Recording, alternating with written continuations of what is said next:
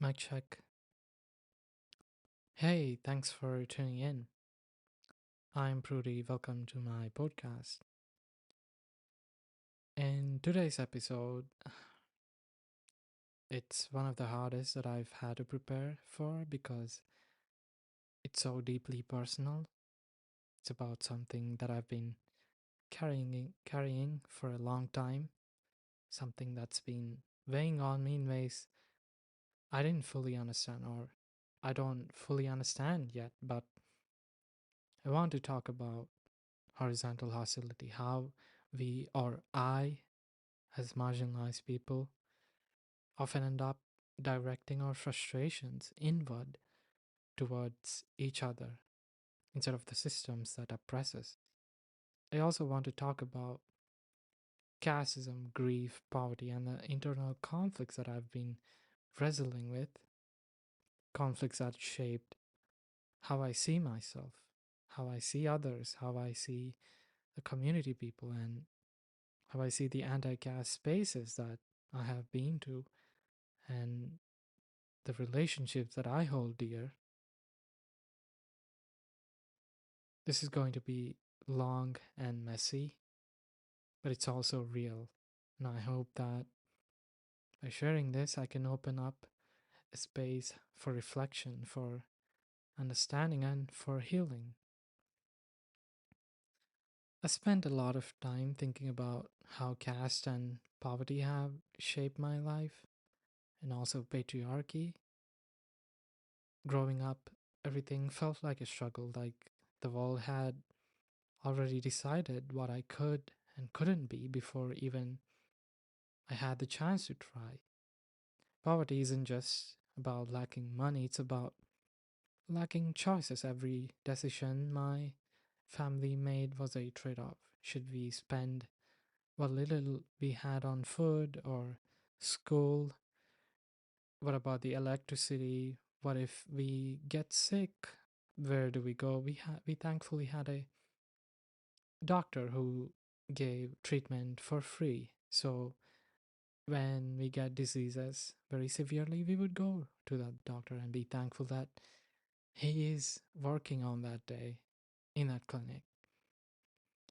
And caste makes these choices even harder. It's not just an economic barrier, it's a social one, an invisible weight that shapes how people see you and what opportunities are even available to you. And patriarchy, even for my mom, these barriers were constant. She worked so hard, sacrificing everything, but no matter how much she gave it, it was never enough. Not because of her, but because the system was designed to make her efforts feel small, sometimes futile, even. I think about my mom's life, what it could have been if casteism, patriarchy, and poverty hadn't boxed her in. She's brilliant, resilient, and so much more than the world allowed her to be. She wanted to be a lawyer, and because of, then again, the patriarchal reasons, she wasn't allowed to study much, and then she got married. I also think about my father, or as I call him, my sperm donor. I wonder what kind of a man he could have been if he hadn't been shaped by these systems, the same systems, patriarchy, casteism, and poverty. Instead of pain, maybe he could have been a source of strength.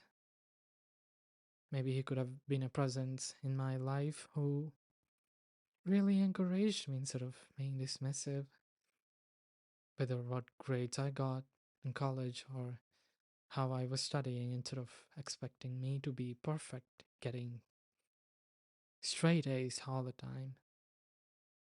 But that wasn't the life we got, or at least I got, and the grief of that, of what could have been, stays with me.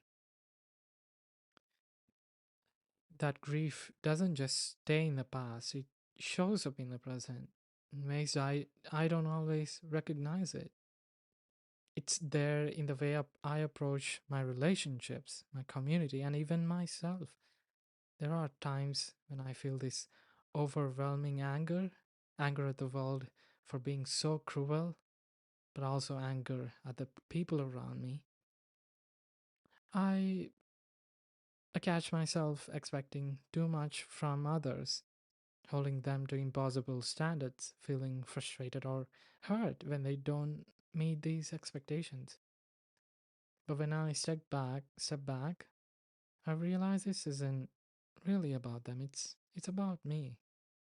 It's about the pain I carry and the ways the pain has conditioned me to see the world as a place of scarcity and competition.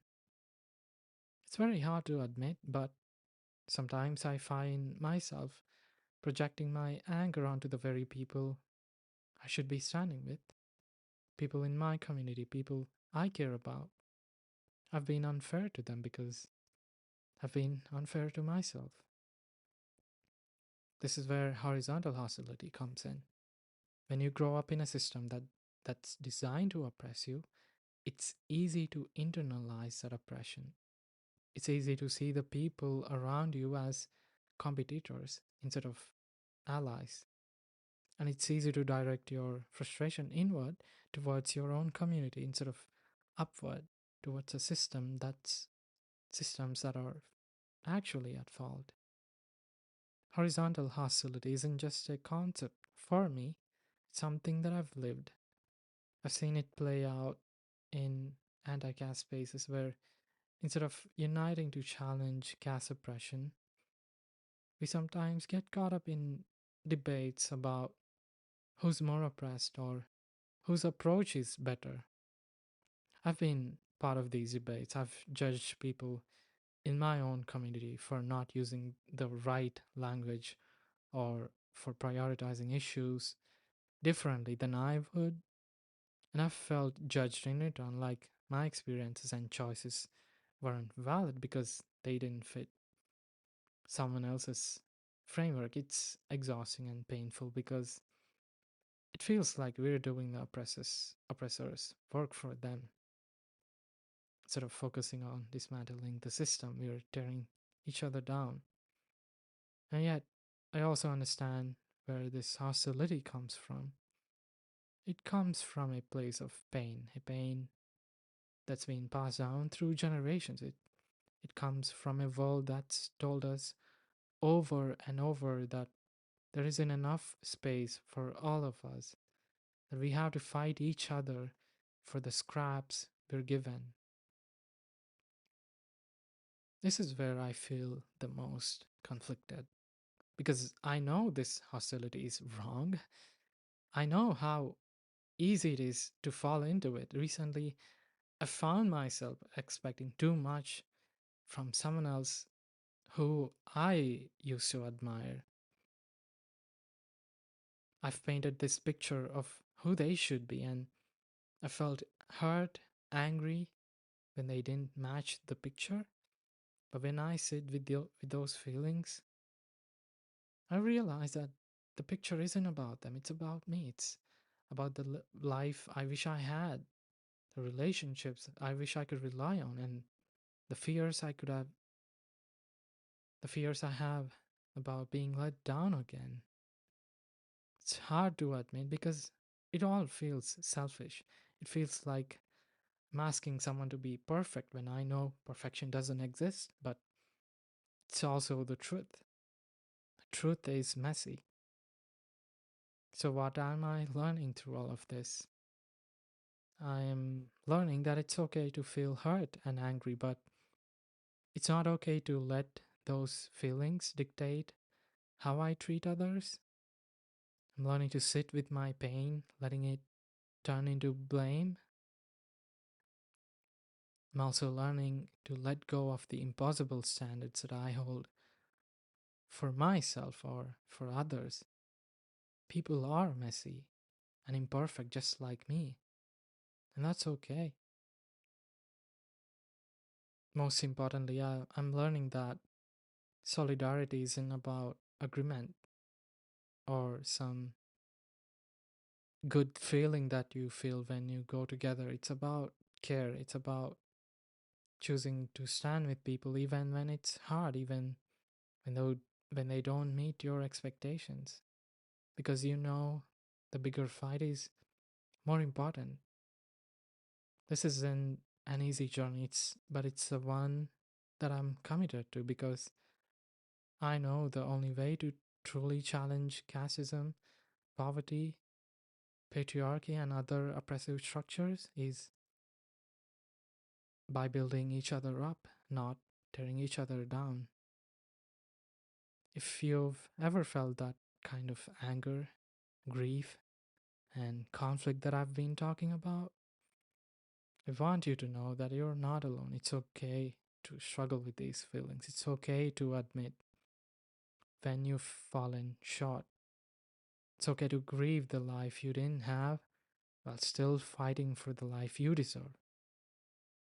But we owe it to ourselves and to each other to keep trying, to keep choosing empathy over judgment, collaboration over competition, and healing over hostility. Well, thank you for letting me share this today. If this resonated with you, I hope you'll share it with someone who might need to hear it. Let's keep having these conversations and finding ways to move forward. Stay kind, stay resilient, stay united,